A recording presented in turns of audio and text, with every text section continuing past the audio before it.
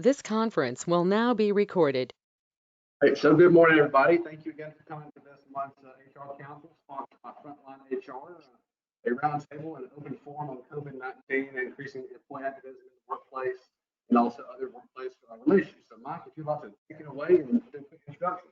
Well, good morning, everyone. Appreciate everyone joining us today and glad to have the opportunity to sponsor the HR Council for the Chamber.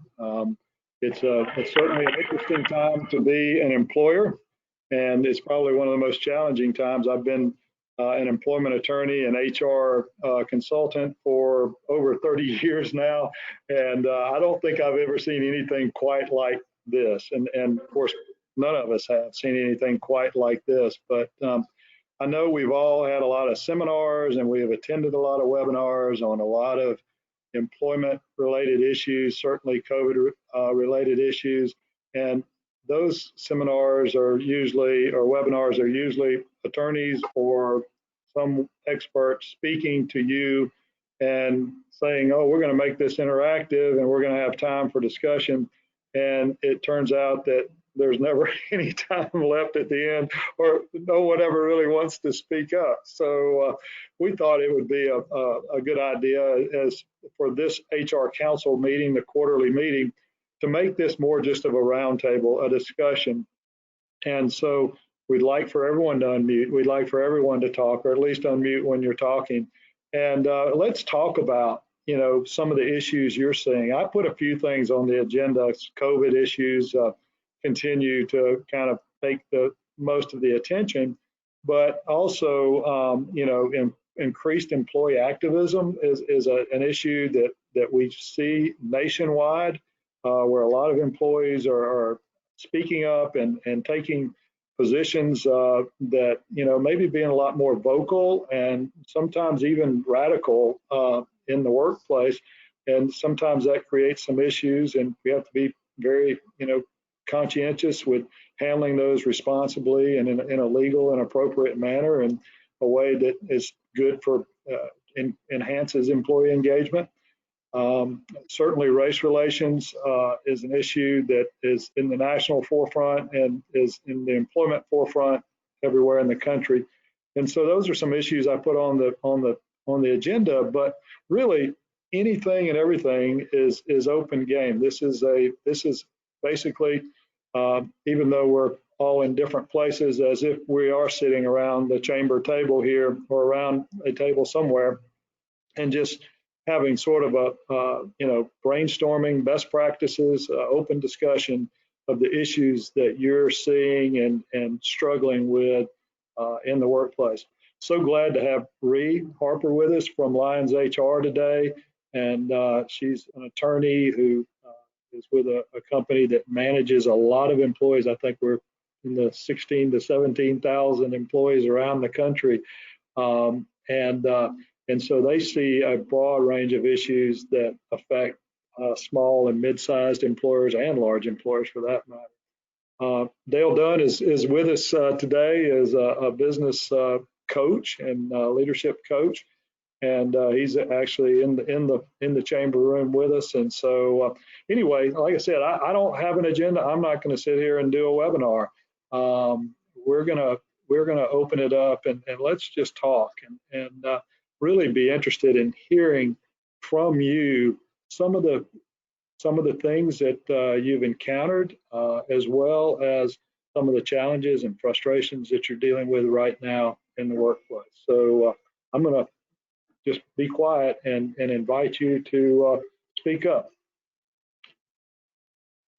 Yeah, somebody has a question, we'll put it up. Yeah, okay. So Jonathan Tang is asking, how's everyone handling the COVID? Well, you can all read the question, right?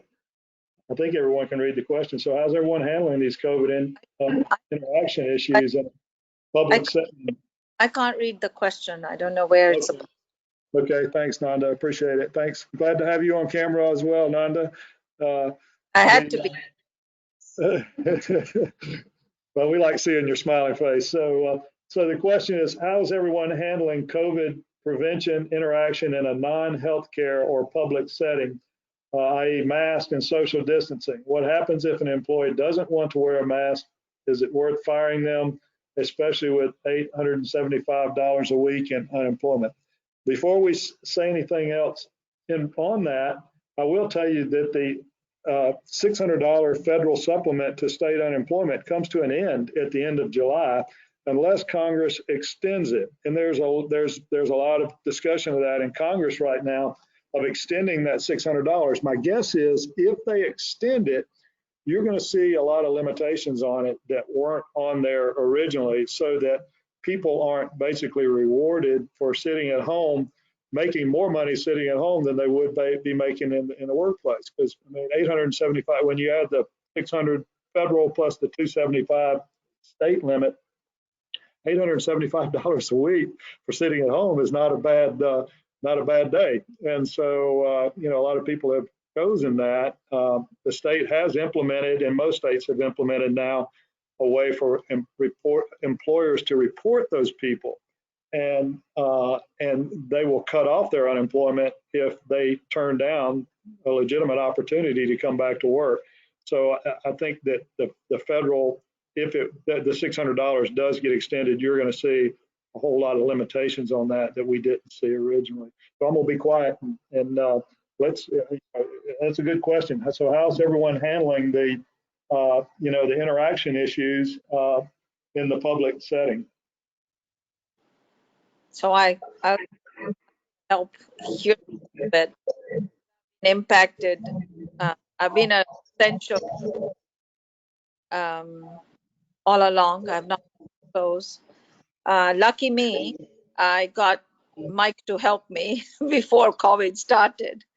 And I think that was the biggest thing that I did. Mike and I became partners from day one of COVID. So any question I had, I went through that.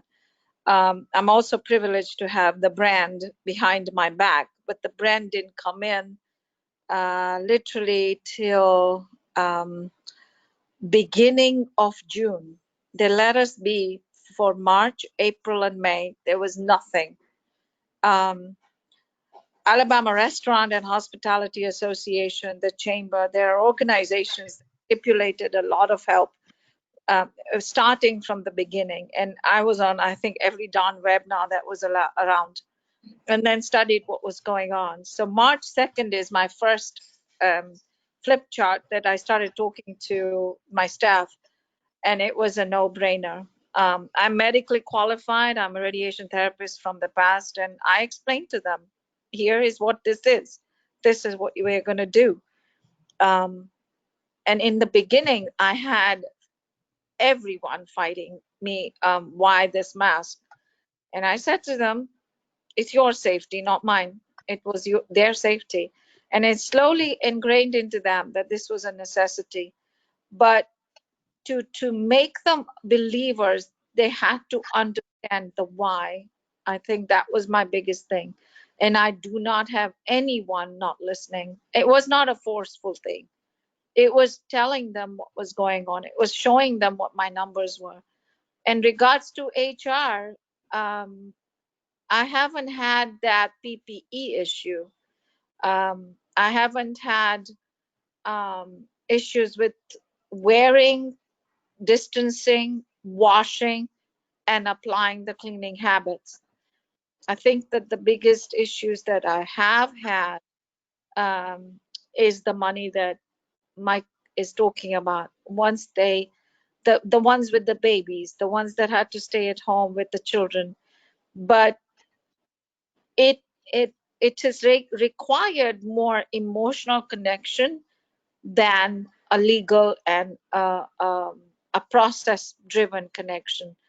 And I've had every one of them come back. So I don't know if I answered your question, but I have had to work with and make them understand the why, bring the knowledge to them, have a daily update on what they need to do, and also a reminder why they're doing it. And then let us know if there's anything we can do to help them. The last thing I was going to say is the temperature. We are going to start taking temperatures. We were not. ARHA has helped me with a chart. There are organizations out there that are helping people like us, that are keeping us legally savvy, HR savvy, as well as people savvy. So I'm trying to cover all those regions before I implement anything. But they're actually telling me we want to do this, and they come to me and they know I'm in the forefront. They know I'm going to help them. The mask in the laundry room was my biggest concern. They did not want to wear the mask in the laundry room. It's hot. It's terrible. That's where the linens were dirty. We were wondering how to say it. So we went to the HEPA filter. They did that. I bought them fans at the bottom here with the mist, and they are fanning themselves whilst they're working with the two hands. And that has helped me keep their masks on, because they could be with the dirtiest linens, and linens are not possible to be able to sanitize before they go into the laundry room. So these are things that no one tells us, but we've got to work with it. But I hope I answered some of it. Thank you. Well, and certainly, Nanda, being in the hospitality business, it's almost like being in the healthcare business. And you have people spending the night. You have people who really rely upon those sanitary environment, and so your challenges are sometimes greater than a lot of retail establishments, even because people are there for a longer period, and so every precaution is really necessary. What about other people?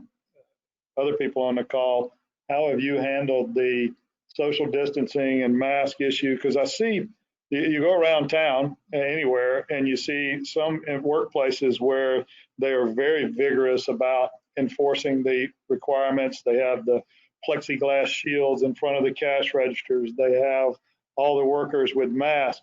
And then you go in other places and there's nothing. And so, it's really interesting, and some people are just kind of taking that approach as it's too much of a hassle, or my employees don't like it, or I don't believe in it, or I think this is all a hoax, or whatever.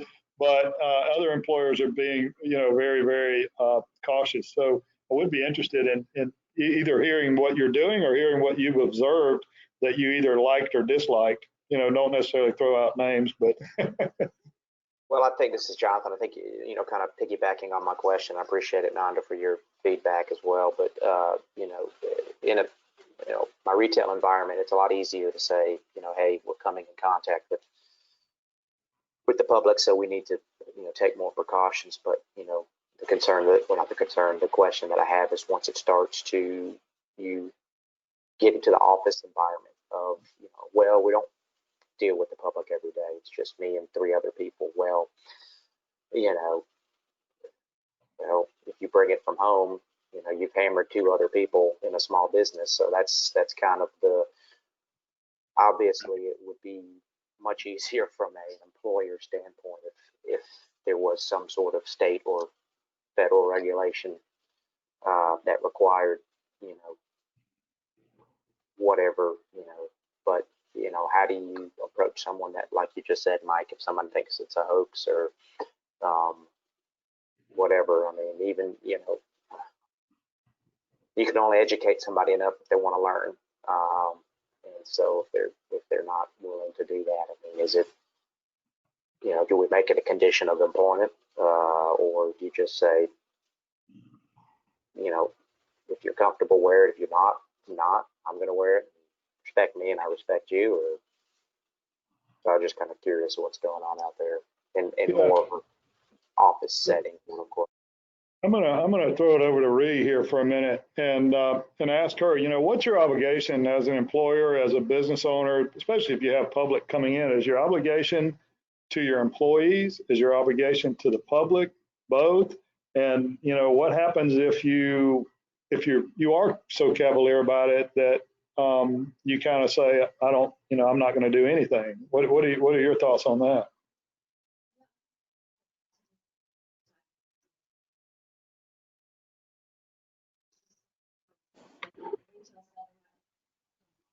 Can't really hear. Speak up. Yeah. I think it's going to be very specific to the location. I don't think she has the microphone with her. Yeah, well, let's move this computer over there.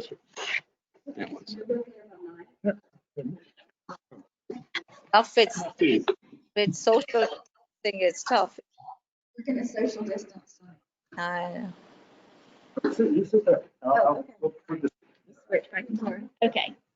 Is that better? much better. Okay. I think it has a lot to do with the type of business that you're in, the type of environment that you're in. Obviously, retail and office are very different.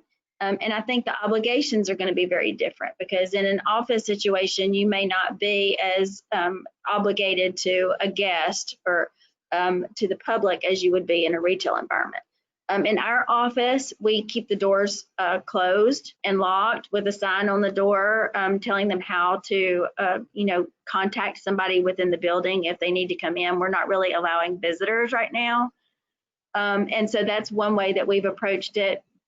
We've also, as far as particularly with employees, we have every morning we have a daily health questionnaire that they complete electronically before they ever enter the building. And it's 4 very specific questions that really don't allow for an individual's opinion, regarding how serious the situation is. So that, we can look at those health questionnaire answers to determine next steps. We have provided PPE for people to use if they want to, but it's not required. Social distancing has to be made available as much as possible. If social distancing is not possible, then some type of prophylactic equipment needs to be provided, whether that be face masks, gloves, face shields. But we've kind of internally, we've left that up to the employee as to what they feel they need. And we've also changed the travel directions within the office. That's something that you can do. We're not taking temperatures either, but we do have a thermometer available if employees do want to take their own temperature. We have it right in the entrance to the building. So if we have someone who is particularly cautious, then we have provided them the tools to help them feel more confident in the office. We've also increased cleaning schedules. We have a weekly fumigation. So we've taken on additional steps to let our employees know that they can be more confident in the workplace if they have some fear about them. What's specifically obligated, if you're going to, under law, whatever you're going to obligate your employees to do, you're going to have to supply them with the tool to do that. So if you want them to be required to wear a mask, then you're going to have to provide those masks. And anything else that you're going to require, you're going to have to provide it. But there's not really a mandate as to what you require of your employees outside of a medical setting right now. Can I just turn? So if you look at it from a liability standpoint, and this is still the early stages where, a lot of the lawsuits are just starting to pop up, and I'm just kind of watching them nationwide. And I'm seeing lawsuits against employers or against public places where people have alleged they were there as guests or customers and they've been exposed to COVID by careless employees who coughed on them or didn't have PPE on or didn't have masks or shields. I've seen lawsuits already been filed, and not locally, but just nationally, by employees who claim that another employee affected them and the employer didn't do anything to. In fact, I just saw one from South Florida where an employee came in and told his manager that he had tested positive, and the manager was in a country club. And this was a guest, environment, a hospitality type environment. And the manager said, "Don't say anything to anyone because you're going to start a panic."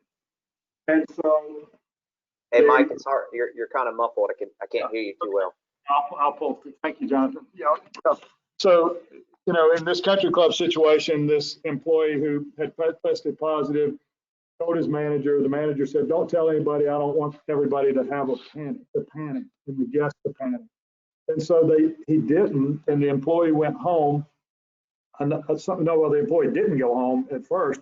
Some other employees had also been exposed, but since they did not know that a co-employee had been exposed, they didn't get tested in time.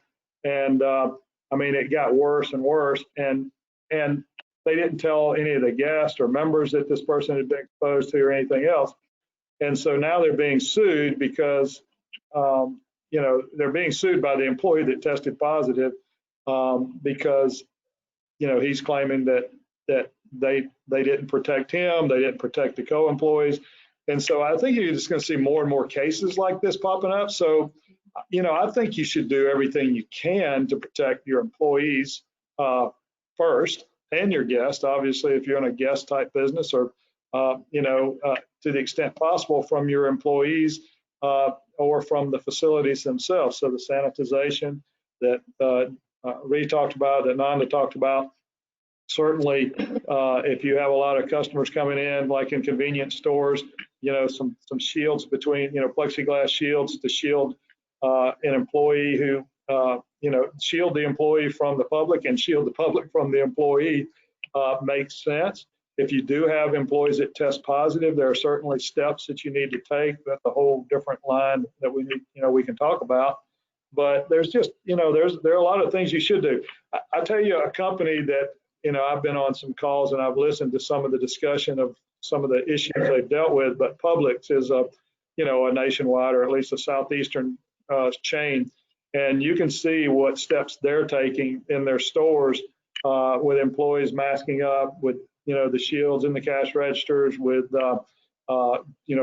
lines in the walkway, in the aisles, which way to go, cleaning carts as people come in. They're going the extra mile because they're a big target for potential litigation by employees and also by the public. And so if you want an example of someone that appears to be doing everything that you could possibly do in a customer service capacity and an employee protection capacity, Publix is a good example. And then like I said, you can walk in a lot of places and you can see bad examples too of people that are doing nothing. And there's a risk there. And whether it's a legal risk or just a personal, moral risk to try to, protect your employees and the public, there's certainly different degrees of protection that people are providing. So I'd be interested, anybody else? Yeah, go ahead. Now we can't hear her. Is that better? Yes. It's strange. It's just a matter of movement. Yeah. So based on a couple of things that Mike said, I have a couple of suggestions. One with regard to workers' comp. There are states that have declared that if an employee reports having caught or being tested positive for COVID, there's a rebuttable presumption that they caught it at work. Luckily, Alabama is not one of those. But under OSHA guidelines, it is still a reportable event. So if you have an employee report testing positive for COVID, that is something that has to be reported to OSHA. The other thing that I was going to mention was with regard to the requirements that you're going to have for employees. I put into place a return to work policy. Once the pandemic was declared and you have employees coming back to work, we created a policy so that employees would know what to expect. And one of those is that if you get COVID, we're going to let our other employees know. We're not going to necessarily know who you are. We can't do that without your permission. But we wanted employees to know that if somebody that they have been in contact with comes at work, test positive, they're going to be notified. So, they don't have to worry about, hey, somebody's absent today. Does that mean I was working next to him yesterday and now we know they're positive for COVID? So we put that in our policy that if we find out that someone within the workforce has tested positive, everybody would be notified. So that kind of lets people know that there's going to be some awareness and some notification if it's actually positive within the workplace. How about let me ask you this one.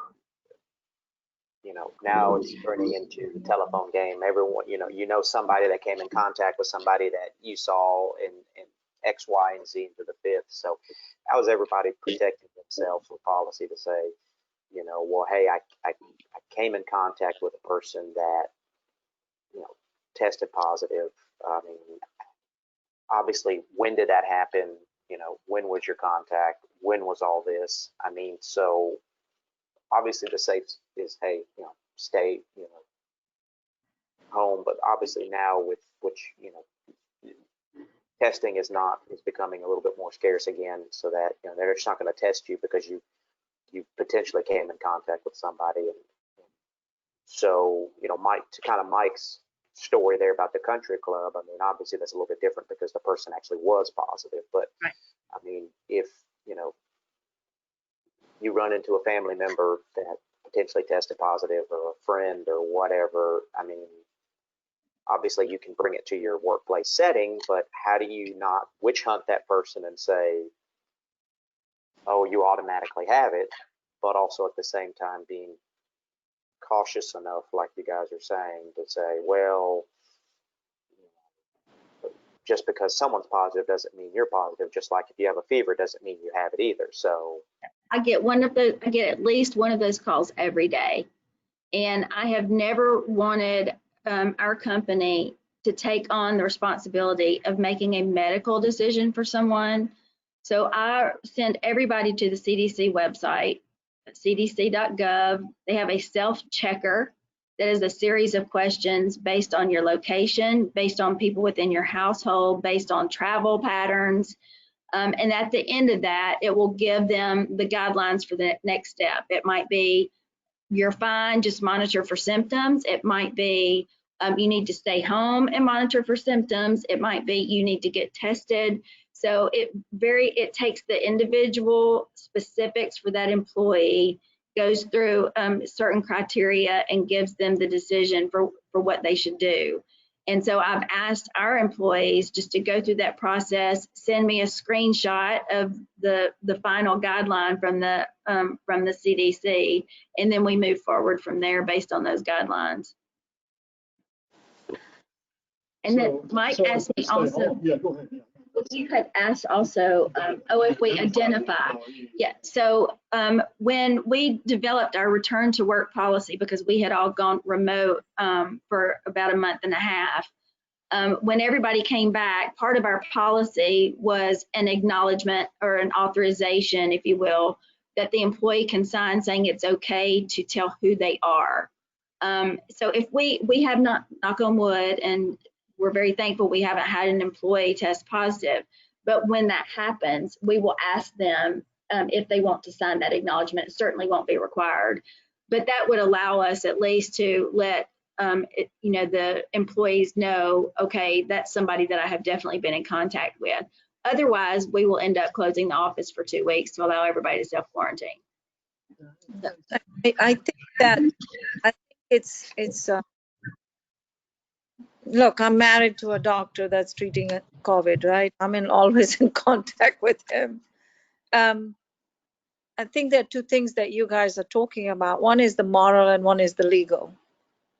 And the moral obligation is what all of us are seemingly discussing at this table, that we should be doing and we should be doing this. And my brand has become a moral obligation to us. And they have stipulated ideas. But the fact of the matter is, I don't think we have enough legal issues created, which has become a platform of concern of how we do this process. So whatever each one is doing under moral obligation, or just petrified as to what can be done in a legal case. We are not protected on liability. None of us are, and none of us will be. It's an ever-changing platform called COVID. And COVID will infect 60 to 70% of us before it'll leave us anyways. So we are all going to be having contact issues. The question is, can we handle our workplace? And the workplace has issues too, because the minute they come in, you and I both don't know, have they been exposed or not? There is no guarantee on that. There is no such thing as I can come today, but I'm not COVID exposed, but tomorrow I'll be COVID exposed, the third day I'm not. So those are the things we're sitting with. However, we have 4 basic things we have to have in place, which has been decided from day one, which is social distancing, mask, washing hands, and gloves. And no matter what we do, these 4 things are seemingly our biggest precaution in either way. Did we give a substantial, were we negligent or not? Depends on this. If we've given everything to this, I'm hopeful that at a legal situation, I can say I did everything I needed to do. But that's where there's nothing further from this. Nobody's going to protect me. You're correct on many of those points. I will say that, you know, the CDC and OSHA have a lot of requirements if you have a worker who has COVID or tests positive as to how you treat the workplace and how you treat that employee. And so there are some legal guidelines there, and it's very situationally, it depends on the situation. If the person's an essential worker, if they're not an essential worker, if they've been exposed and they don't have it, there's different rules. Everybody's been exposed at this point, and if they haven't, they're going to be to somebody, whether it's firsthand, secondhand, thirdhand. You know, so a lot of employers are now using the self-medical, you know, disclosures. You know, I had a temperature this morning, or I have these symptoms this morning. Some are using temperature checks. A lot of employers, the larger employers, are using temperature checks with these scan thermometers that you've got to come through the door and not have a temp. You know, a lot of COVID testing is done, and it doesn't show up COVID if you've been exposed, say, in the last 3 days, and then if you went back 2 days later or 3 days later, you might test positive when before you tested negative, but you were still a carrier during that time. So there's always going to be a risk, and I believe Nanda's right. You've got to take the precautions in your workplace to do what you can to protect your employees, to protect the public. But when you do have COVID exposure, particularly with someone in the workplace testing positive, there are steps that you have to take to get that person out of the workplace, to clean the workstations, to make sure that everyone is knowledgeable that someone has tested positive, and that you should be alert for your own symptoms, and you should take precautions, extra precautions, to make sure you sanitize and protect yourself. You know, without a written authorization, like Ree talked about, by the employee to tell who they are, the guidelines say that you can't tell who they are. You can say there's an employee who has tested positive. They work over in area B or whatever, and they're not going to be here for a few days. And, you know, you have to take precautions to protect yourself. Here's our suggestions. Well, you know, maybe you start temperature checks. Maybe you require the PPE that you haven't required in the past. But once you have that positive case, you do have some obligations there.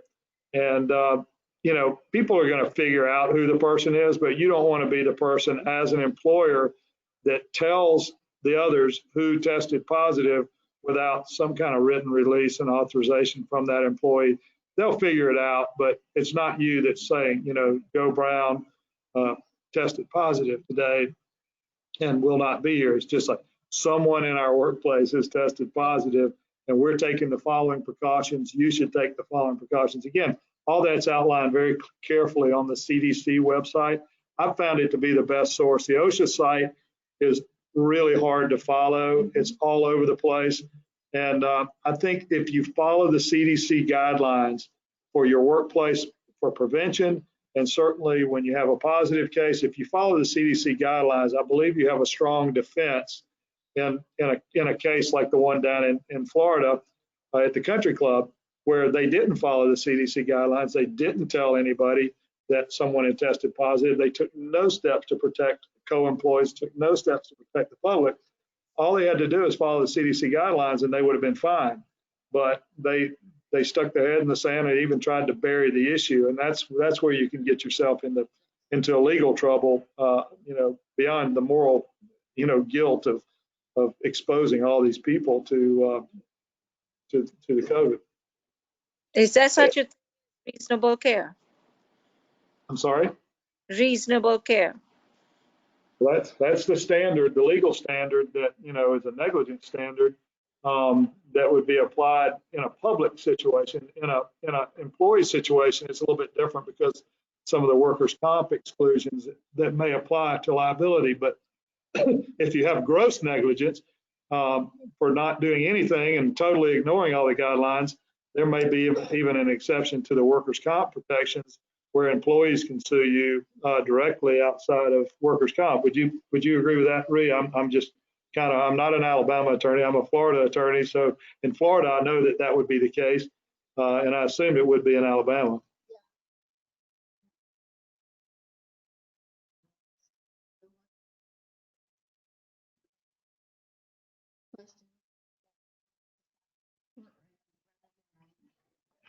Now employees are going to try it, see what sticks, and then even outside of the workers' comp realm. He's with us here in the chamber today, and he brought up something that I thought was kind of a novel, maybe kind of jumping to a different approach to some things. He brought up something that I thought was kind of a novel approach to how workers can tell other workers, and not just workers, but the public or anyone else, how they feel about, social distancing and shaking hands and things like that. I thought I'd ask him to share that with you. One of the things I saw was actually on LinkedIn, someone for a business perspective they got these bands. You've seen the bands of people, Live Strong and so forth, but they were colored bands that they asked their employees to pick up to wear in the workplace to help them out. And although bands might be a great way to do it, I actually, because of my past, I've got in my office a place to make buttons. So if you could instead think of a green button or a green band that says, okay, I'm okay with hugs and high fives. And I'm not sure if you can read how close I can get to the camera. You got that one up there? Okay, higher camera, sorry. Then there's also the yellow that says, I'm okay with talking, but no touching. And then finally the red one that says, hi, keeping my distance. So the employee could actually wear that button. And then when they're interacting with others in the workplace, they can know how the employee feels from their perspective, whether they're comfortable with actually meeting with people or whether they would really just like to talk and keep a slight distance or keep a major distance and stay away from others while they're in the workplace. So it was a nice way to do that. So I've actually just made a few of these. I can make more as need be if anybody's interested in those as well, but thought it was a nice way to do this. I actually reason I had them with me, not necessarily for today for this discussion, but actually for a church function that we're getting ready to go for. I thought it would be a good way to use for church as well, but just thought I'd share that with everyone here. Yeah, let us know how we can order them. I can, I'll make the information known to Will if you want to order them, and I can work up a pricing on what I do for these. It's not expensive, but I've got all the equipment. I just need to know how many and how fast I can turn them around and get them to you. Okay. That brings up an interesting, I'm going to jump a little bit to the, I put on there employee activism as an issue. And I know that most of us are dealing with smaller workplaces. And I don't know everyone on this call and whether you're dealing with some larger workplaces, but I attend a weekly call with labor and employment leaders around the country at large and mid-sized companies mostly. And I attend that by video conference. And a lot of people around the country are reporting increased activism by their employees, where employees are feeling more emboldened to speak up about things they don't like in the workplace, or to express their political opinions or to just become more vocal and sometimes more resistant to rules and to management in the workplace. And I don't know if anyone on the call has any, examples or concerns that they would like to share, or some situations they've either participated in or witnessed or read about. But I was curious as to whether, this is something that maybe is just happening in the large cities and the large companies, or whether this is something that even the smaller and mid-sized employers in our region are experiencing.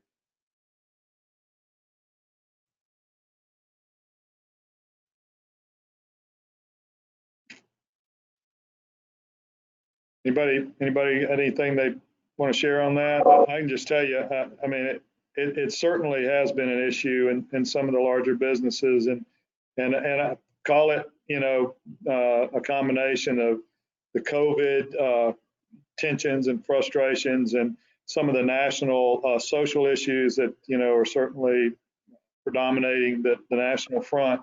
But, there's certainly been an increase in employee activism, and some companies are handling it well, and some companies are not. And I think that's, sorry to interrupt you, Mike. I think that's kind of what my original, point is, if you've got people that are potentially don't, view it as a serious threat. I'm talking about COVID. How do you handle that? Do you, like I said, what we talked about, we call it the condition of employment, say, well, you got to do this. It's become such a polarizing, concept like you're talking about. And that's a great example. That's kind of the catch. That's kind of the catch-22, especially if you've got some people that you don't want to. Like I said, it'd be easier if the big old bad government told us what to do, and I could just say it's the big old bad government told us what to do, So. Yeah. So your example was if someone refuses to wear a mask because maybe they just think it's a hoax, or they think it's it's a waste of time, or they're just politically opposed to it, or whatever. You have a right as an employer to make health and hygiene and safety rules for your workplace, and you certainly have the right to enforce those rules. Now, do you want to fire someone because they refuse to wear a mask? I would say I would invite them to share why. I mean, if there's a medical reason, then, there might be a medical reason to make an exception or to modify the mask or whatever. Or as Nanda did, change the type of mask and change the, some airflow in the room. But if it's just like, I'm opposed to it, I'm politically opposed to it, they're fine to hold that position, but it's your workplace, and you're the one that could be potentially liable to other employees and to the public. And so you have the right to enforce your rules. Now, do you want to fire them? It's a last resort in any situation, particularly during these times.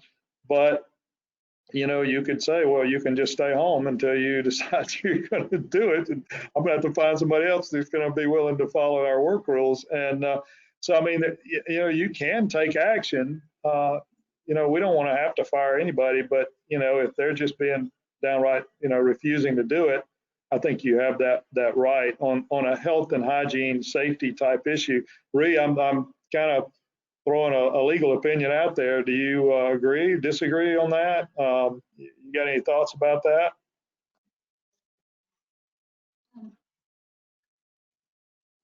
My opinion would be based on just the requirement of an employer to provide a safe work environment.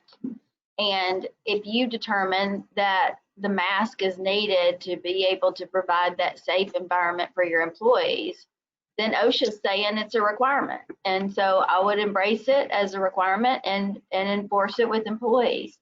Again, there's some due diligence there that needs to be exercised if there's an employee who doesn't want to, for some reason, to determine if there's a reasonable basis for that objection.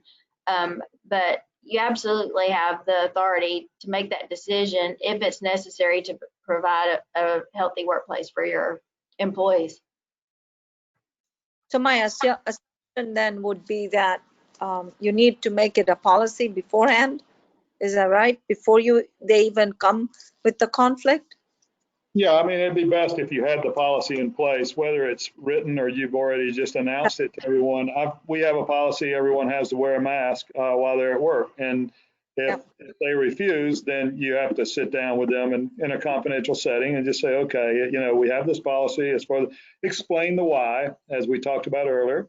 But if you're not willing to do it, why? And if they cite a medical reason, then you try to work around, what's the options.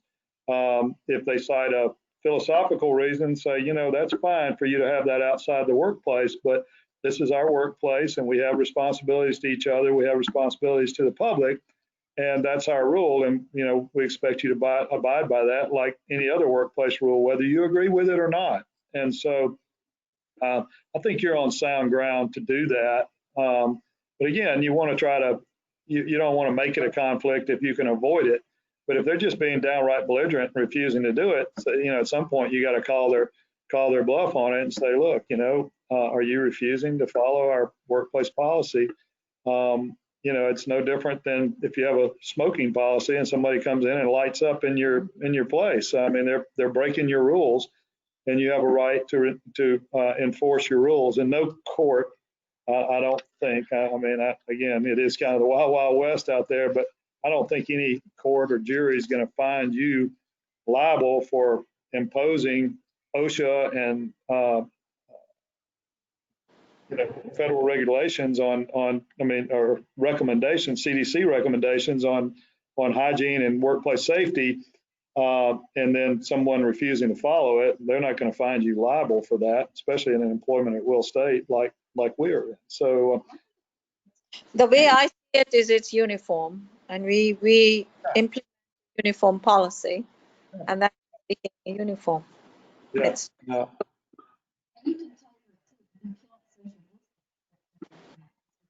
yeah. Yeah, Ree's got a good point there. Also, if you have people that can social distance in their work, where they're not exposed to people, they're in an office, in a secluded office, or working in a outdoor area where others aren't around, and all of that. That's different than somebody that is within 6 feet of people on a regular basis. We all know that all the instructions are that 6 feet for an extended period of time is, within 6 feet for an extended period of time, particularly in a closed environment, is where the greatest risk is. And if you have people that are interacting within 6 feet for an extended period of time, meaning I think it was like 15 minutes or more, in an enclosed environment, then obviously that's where your greatest risk is. Let me jump to, we talked about buttons. Dale brought the buttons out, and one of the issues that I've seen, talked about both by attorneys and HR people nationwide is people wanting to wear their political beliefs to work on buttons, and so whether it's a Confederate flag or a Black Lives Matter button or armband or face mask even. Employers around the country are starting to struggle with, how do we deal with this? What's the right answer? And it's a complicated answer because the National Labor Relations Act allows 2 or more employees to engage in protected, concerted speech or activity. And they can say things and talk about things that affect their workplace environment that they don't like or that they're unhappy with or that they feel inappropriate or whatever, and they're protected in order to be able to criticize their employer and criticize their workplace. They're also, there's a lot of protections for freedom of expression. At the same time, workplaces do have the ability to set rules about use of particularly people in public contact with, dress codes and uniforms and, whether you can wear buttons or not wear buttons. But the kind of the rule that I hear people saying is that if you allow it for some things, then you can't ban it for others. And so now, Dale's buttons are maybe a little bit different because you could make them part of your uniform at the time. We want everybody to wear the appropriate button, but no other buttons or banners or signs on your clothing or uniform are allowed, or on your face mask. And then people start saying, well, wait a minute, I want to put an American flag on mine. And somebody else says, well, I want to put Black Lives Matter on my face mask. And so you've got to have a policy that's consistent. If you allow it for, United Way, but you don't allow it for Black Lives Matter, you may run into problems there. And so, I'm going to go back to Publix.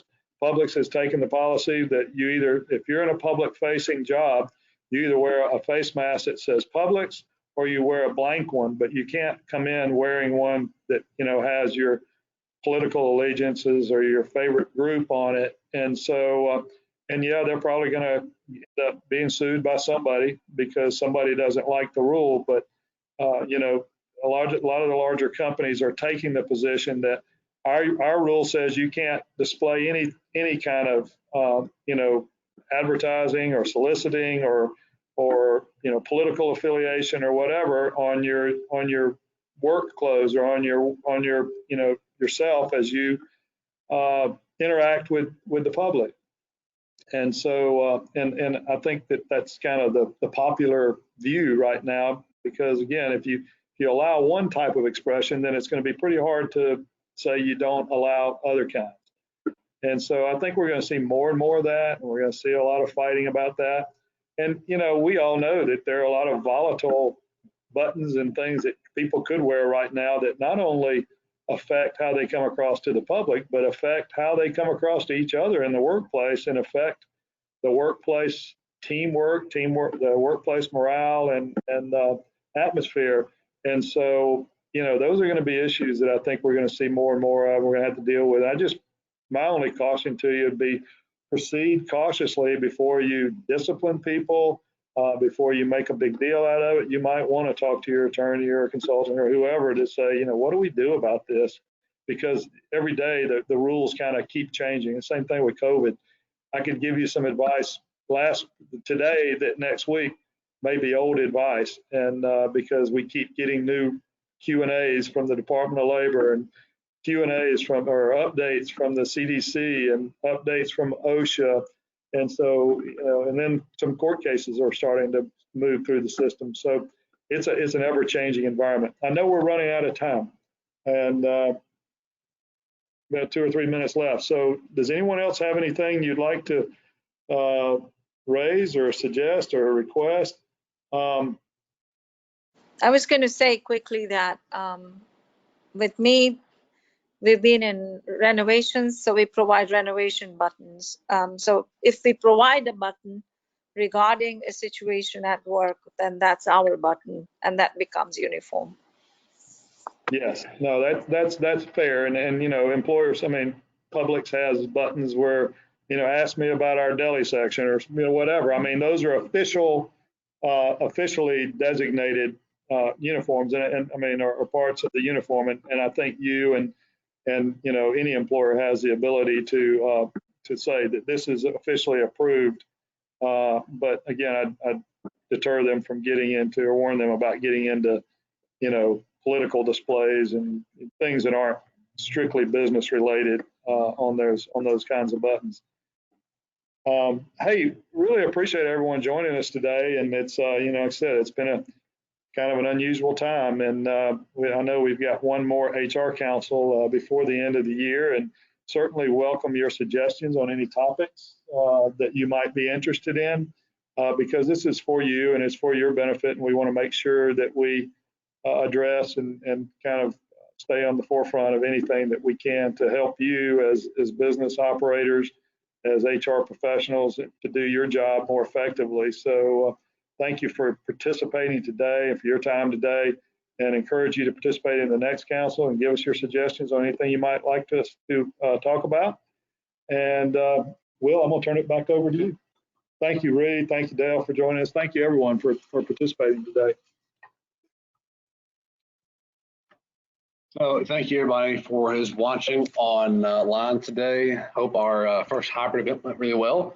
Mike, thank you for sponsoring, and thank you to Reese for both of you taking the time to come speak to us today. You guys can find a copy of this later online at our usual site with all the recorded webinars. Hope you guys enjoyed it. You guys have a safe and happy week. I'm going to get this recording turned off.